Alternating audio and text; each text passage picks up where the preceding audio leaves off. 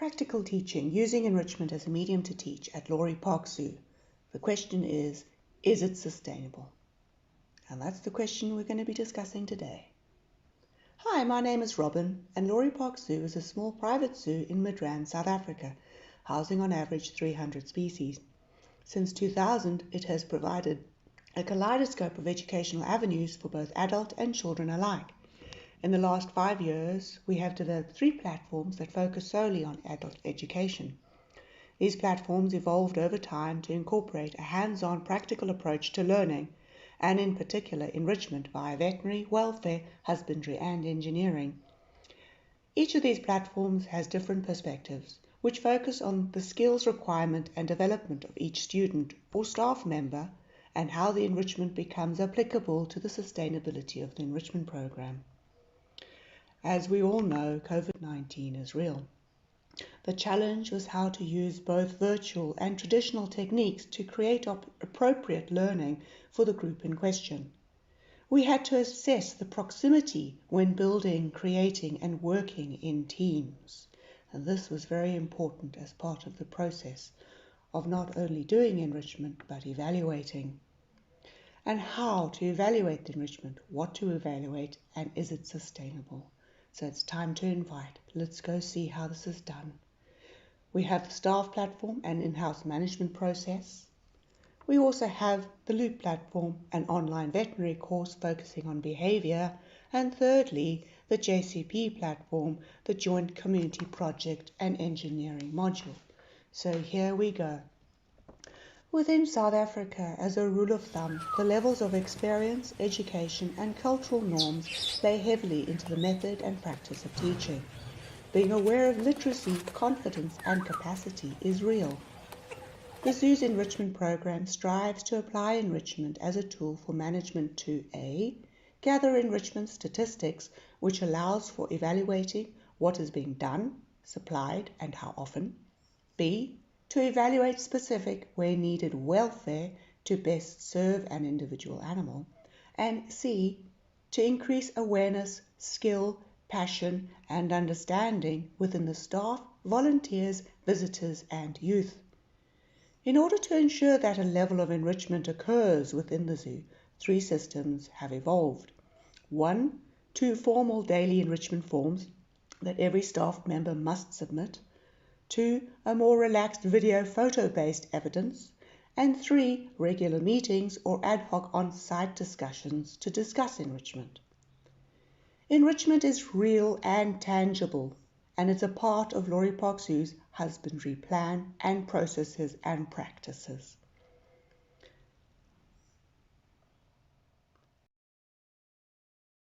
We are split into sections and submit 2 forms.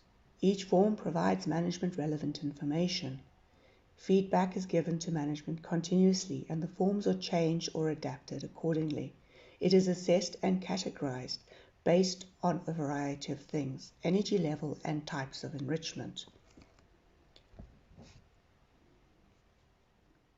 Trying to balance the enrichment and not overuse one or the other is very important, such as this graph before you. A reward is very important. Also, being aware of geriatric versus young animals must be considered when designing or providing enrichment. We love what we do at Noripak Zoo. We have the tools, the environment, the space, and an enrichment library developed by the students in discussion. Noripak Zoo has hosted an online fellowship with Loop Abroad since 2020. Loop is for people interested in veterinary and animal-related careers, focusing on animal behavior and in particular the black-footed cat. The students focus on understanding behavior through observing online footage, evaluating it accordingly to an ethogram, and aiding in developing a husbandry plan.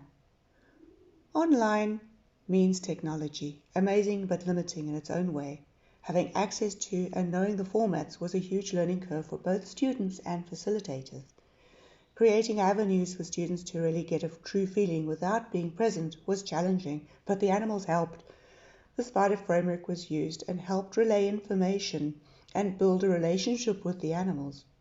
Phones saved us, as well as Google Drive, terabytes of information which we are still analyzing today. As part of the process, goals were given in advance, and students had to offer ideas that met those goals, such as increasing vigilance behavior in this video. The enrichment was built by the staff and evaluations done by the students online. Anecdotal discussions were also held, such as the Southern Ground Hornbill. Brilliant, I love it. That's awesome. Yeah.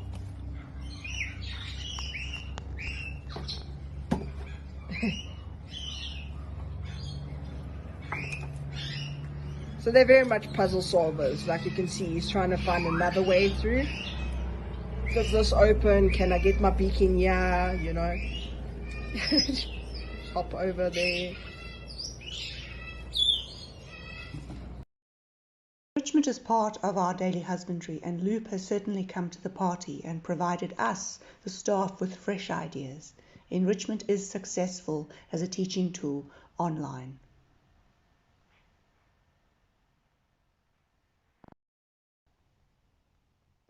The University of Pretoria's engineering faculty expects their students to provide no less than 40 hours of community service.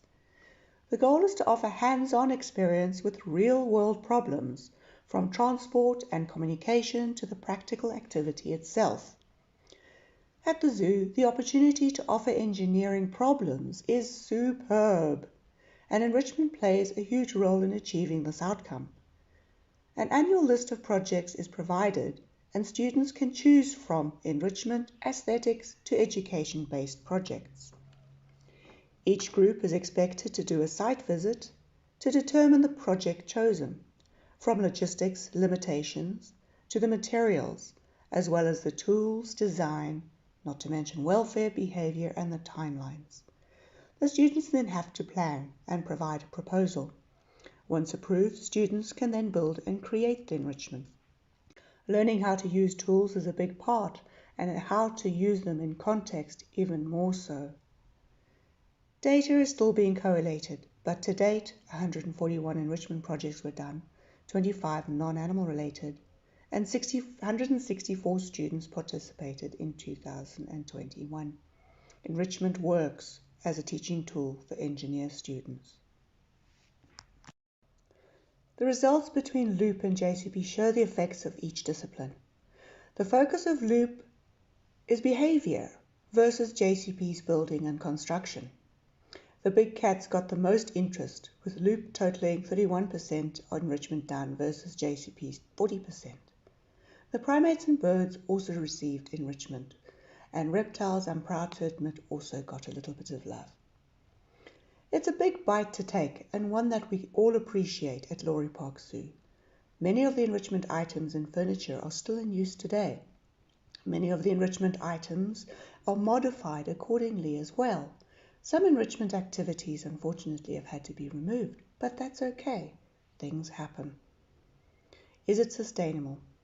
If the teaching tools are directed towards practical enrichment solutions that provide both the learner and the animal a reward, then yes, enrichment can be sustainable as a practical teaching tool for both the students and the staff members alike.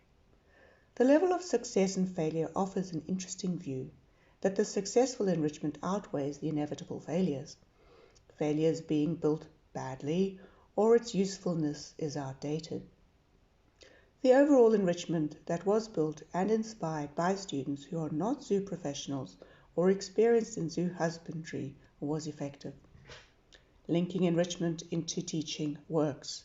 Collaborating with the staff, Loop Abroad, Shape Africa, and the University of Pretoria is priceless. The spin-offs and relationships provide a setting for further enrichment projects to proceed. Websites have been started, that being the Black-Footed Cat Project, to Pippin Says Shape Africa, to enrichment studies and projects with students. Enough said, except to those behind the scenes. To Matty, who is the soul of the zoo, thank you. To Eddie, Andre, Thomas, Caleb, and Timothy, the magic men who helped build some or most of the enrichment. To the staff who put up with the students and gave them the needed time to learn. To Cara and Tash, who worked so closely with me on these journeys. and ultimately to all the animals we work for and love. Salute, cheers, and thank you for listening.